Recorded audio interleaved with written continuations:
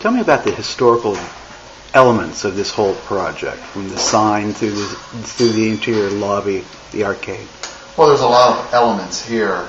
Obviously, when you're working with the National Park Service, who writes your registry for the National Historic Registry, some of the features that they say that you need to keep are your windows.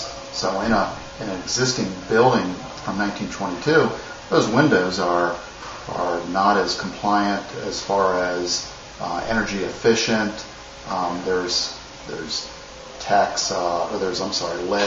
lead paint abatement that needs to be done, but you have to keep those windows. So we did that, took care of the lead abatement, plus we retrofitted each window in this building with a storm window that's on a hinge on the left-hand side so that we can lock it and the guests can't get into that window, and then we can also open it to clean. So that was a big feature. We also have the Atlas sign that's been renovated throughout history. I believe it was in 2001 when the neon sign went up over the building. It was a big party out in Boston. Everyone knows the sign, so that's an iconic feature, and we're certainly keeping that. There's a lot of work going on downstairs on the first floor in the arcade. The ceiling especially, when you look up, you stand down, you look straight up, each plaster almost looks like little flower petals. Each one of those are different, and throughout time they either got dirty or they started chipping. So there's several areas where we had to go in and remake those flower petals, and we create a mold for each area that needs to be repaired. And it's about a 2 to 3 week process for really each flower petal on the ceiling. So that stays the same. Everything in the arcade basically stays as is, even at the very end, which we have the Atlas clock.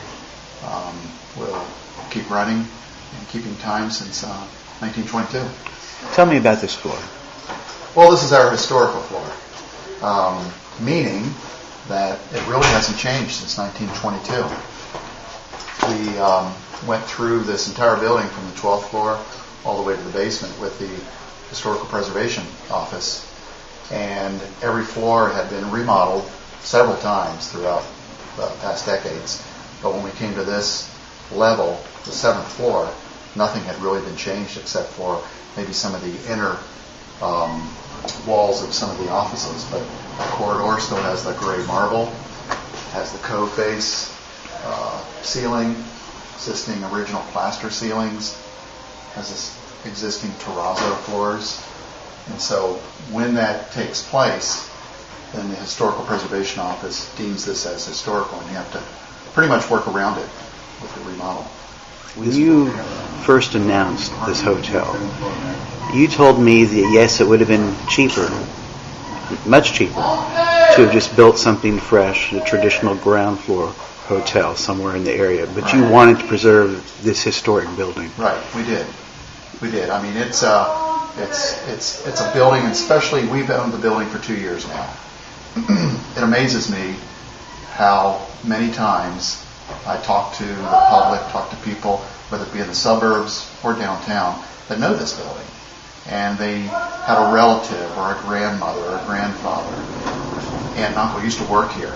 I run into people to this day that used to work in here back in the 40s. They're obviously retired now, but they have a special, place, almost in their heart for this building. So I'm very glad to be part of this building and hopefully be part of it for the next 40, 50 years.